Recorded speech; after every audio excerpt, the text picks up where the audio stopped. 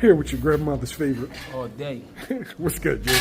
We chilling, man. Monday, we over at Bulls getting it popping. Oh, Mr. DAZN? Yeah. Definitely. What's going on? Mr. Yeah, man. Mr. I've been seeing you, man. I saw you like that. Nah, I've been on DAZN. That's your new spot now, man. They don't even give them the t-shirts anymore. Huh? No. You get the t-shirts when you pull up. Yeah. They don't even give them the t-shirts. They already know who he is. Yo, all right. So, big fights this weekend. You had Tszyu. Yeah. Sebastian Fundora got the W. Tszyu really bad cut. What'd you make of that? I mean, first thing, congratulations to both of them for the great fight. I mean, congratulations to Fundora for the win. Tszyu, I felt like he found range for that right hand early. He was knocking him off balance, pushing him back. I mean, he was doing doing what he wanted. When the cut happened, what, in the third? Third round. Yeah, I didn't see exactly what happened, but I was like, man, that got to be like an elbow joint or something. Bad spot too. Top of his head, shit leaked down into his eye. I thought maybe they'd stop it based off of the cut, probably like around the sixth, seventh round. Probably could have stopped it earlier than that, but I mean, it shows the warrior spirit. It showed what kind of heart he got. Even with the loss, a lot of these guys got to worry about Tszyu. I mean, because that means he's willing to go great lengths to get a win. First two rounds, Tszyu kind of had his way, right? Yeah.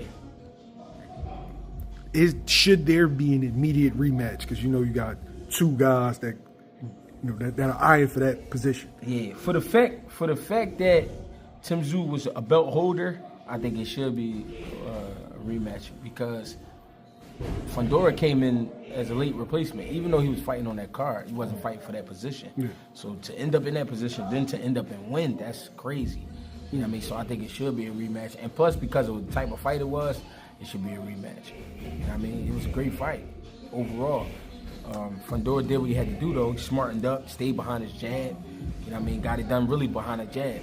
I mean, I ain't seen him land no big left uppercuts. The shots we seen from him in the past, I ain't see. But that jab was key. The jab was key, and the blood in his eye was the assistance that helped. So before the fight, you said, I asked you, who does this situation favor? With Thurman pulling out and Fundora stepping in. And you said it favored Fundora.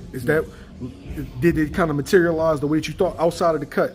Just only having 11 days to prepare for a guy 6'6", when you supposed to fight a guy that's 5'8". Yeah, I mean, it wasn't so much of what I thought because I saw it truly as a 50-50 fight. But some questions did get answered. How tough is Tszyu? That got answered. You know what I mean? Is Fundora so-called back? You know what I mean? Not letting the knockout get to him and all of that? Yeah, that got answered. Is he willing to bite down? That got answered as far as Fundora, because that was a tough-ass fight. It wasn't an easy fight on either end. And he just is always going to favor Fundora. He's 6'7". Like, come on. We got to be real. It don't matter who he fight. Unless he fighting Fury or one of them dudes, you know what I'm saying? It's going to always favor him with that type of height. I just felt like it would have been a little bit better of a fight and may have went Tszyu's way without the cut. So definitely should be a rematch. Moton, third straight undefeated opponent. Yeah. Defeated Anthony Cuba in the 8th rounder, nonetheless. Had 2 first-round knockouts in his first 2 bouts. I ain't even gonna hold you, bro. This shit impressed me. Him going the full 8 rounds and then with another undefeated opponent and just seeing everything that was in his utility belt. What'd you make of the performance? I mean, I can't go against it. Young boy is really making a name for himself. He really being impressive, and he getting the job done. And to see him go the distance in a shootout, it was definitely impressive because not only do you not see young fighters in them type of fights, you don't see a 17-year-old in that type of fight. You know what I'm saying? It's kind of crazy they taking shots with him already. It's not really taking a shot because he got the experience and he got the backing and he's in tip-top shape and he's ready. But the thing is, if he's doing shit like this right now at 17 years old, by 19, shit gonna be scary for a lot of dudes. You know what I'm saying? As long as he paces himself and he treat his body right. You know what I mean? He not around the wrong people, shit like that. He gonna definitely make a name for himself, for sure. When the last time you seen somebody who was a teenager, first 3 opponents beat 3 undefeated guys? And the dude Anthony Cuba was a live dog. He won like a 7-0. That's been fighting in like Costa Rica. No, he wasn't no turkey at all. Last time we seen it, I mean, I don't think I seen guys who were star quality at 17, 18 years old, but not an actual professional. You know what I mean? They find the undefeated fighters, even though we know these undefeated fighters, they aren't the best in the world, but you know what I mean? They good fights for the young boy.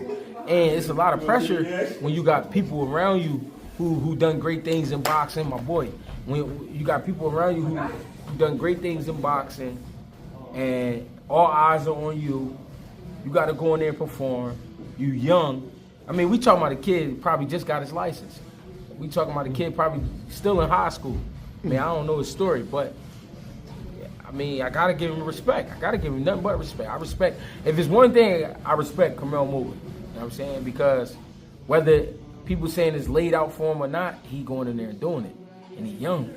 So, that was a dangerous fight. Like, no, it was. For a prospect. A lot of people wouldn't have took a fight like that. Yeah, that the kid Cuba. I know guys that's in their 20s undefeated. They don't take fights like that. Right. So for him to be a teenager taking fights like that, it's impressive.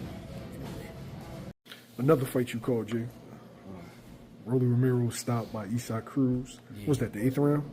Yeah, the 8th, yeah. Had him out on his feet in the first round. Yeah. First off, shouts out to Rolly because for even surviving that, because he was hurt. He was hurt bad. Yeah. Would you make it a performance? I mean, Rolly, the reason I picked Pitbull Cruz in the beginning was because, first of all, the education. Rolly is not. It's not that he don't have the boxing ability. Nobody really taught him what to do. You know what I mean? In certain situations, and you can see it. What Rolly is more about my power. You're gonna respect my power, and if not, I'm gonna try to box you a little bit, but eventually I'll end up hurting you or knocking you out. That's what his style is really based on. You respecting his punching power. Pitbull Cruz don't respect nothing. You know what I'm saying? I seen that when he fought Tank. I'm like, he don't really care that Tank can punch, even though he know he gonna still try his shit. Also, he not the kind of guy that you just gonna knock out. So I knew it was a recipe for disaster. It was a recipe for disaster for Rolly because this guy is a pressure fighter that can punch. And I knew he was gonna maul him. He wasn't gonna let up. You know what I mean? So one thing Rolly do wrong, bro, he fight like he constipated, like he holding his breath. Like he tight all the way through. And the only time he try to loosen up is when he using his legs, he's stepping around. But when it's time for him to start swinging, it's like he holding his breath, he biting down. What that's doing to you over the rounds is wearing you out a little quicker than you normally would. You know what I'm saying? If you was relaxed. So fighting a guy like Pitbull who's not going to back up, who's not going to let up, you know what I'm saying? That's a bad combination. You know what I mean? Because you will break. And that's just basically what happened. Rolly couldn't take it. It was too much. Even though he did land some good shots, but Pitbull, you got to just really prepare to score and win the fight. Don't try to knock him out, because the chances of you knocking him out is not likely. Do you see Pitbull competing at 140 pounds or possibly just going back down? I mean, he there. He got a title. He gonna have to. And I think Pitbull can compete. I think Pitbull could go up to even 47. And people who look at the height and they're like, no, but he's too small. No, he's short. He's not small. He's short. You know what I'm saying? It's a difference between small and short. You know what I'm saying? So a lot of guys been shorter than guys, you know what I mean, and got the win. He can compete, bro. He can compete. And now, is the shot going to get bigger at 47? Hell yeah. But at 40, I think Pitbull Cruz can cause some damage, for sure. Was swirling that Derrick James and Errol Spence Jr. have parted ways. It's looking like there may be some validity to the rumors. I know we don't have a statement officially from Spence or Derrick James. I got a question for you, though. Yeah. I'm a little biased, You my guy. Yeah. Would you be interested in training Errol Spence? Yeah, I mean, it's Errol Spence. First of all, Errol Spence is a respected fighter, well-known fighter, world champion. You know what I'm saying? Why wouldn't I? I mean, he ain't never did nothing to me. I mean, it make me say no, but, and I think I would because he a hard working fighter. I mean, I respect the guys who work hard. Those guys are always fun to work with because they're gonna give you everything they got. And we've seen that already out of them. You know what I mean? Some people feel like, with all the injuries and then with fighting this Crawford that he's done, that he should retire. How much left in the tank does Errol Spence have? I would have to see him up close. I would have to really see him train. I would really have to be around him and really understand and see what I would be working with to really say how much he got left. I would have to see him spar, things like that. And those are the things we don't get to see because we're not around these guys every day. You know what I'm saying? We just talking about them. So that's a tough question to answer right now. You know what I mean? But I would hope he got a fight left in him. You know what I mean? He's still talking about fighting, so. What do you think Errol Spence is going to look like at 154 pounds? I think he'd be strong. I think he'd be healthy, a little more healthy. I just think it'd be better for his body because he's not straining. He's not straining anymore. 54 should be a little bit more comfortable for him to make. You know what I mean? Stylistically, what would you add? I can't talk about that. You know what I mean? That's trade secrets? Yeah, I can't do it. You know what I mean? Because I might get the call. You never know. I might, you know what I mean? So just in case. And somebody might take my idea or anything, so I can't even let that out. I got you. So announced today, Terence Crawford and Sebastian Fundora have been ordered to begin negotiations immediately. I think they're supposed to come to a deal within 30 days. Yeah. If not, it goes to purse bid. And along with that, now you got Errol Spence Jr. He's vying for that fight. What do you make of the situation, and who do you feel like should and would get this fight? I mean, if it's on some lottery shit, I feel like Bud should get it because Bud coming off one of the best wins in boxing, and he already talked about going to 54. It's crazy enough they can make it happen because look what just happened with Fundora, how he got that fight. I mean, why not be Bud next? I mean, it'll be crazy. It's a crazy step up for his size, but great fight. Action-packed fight. You know what I mean? I don't know. Fundora's promoter, Samson, he prefers Spence, and he's on record saying, $90,000 in Dallas. That's a bigger fight, right? Are we going to see the business kind of get in front of the fight that should actually happen? We always see the business step in, so I wouldn't be surprised. At the same time, I wouldn't be mad because it's still a great fight. But who do I think deserved the fight?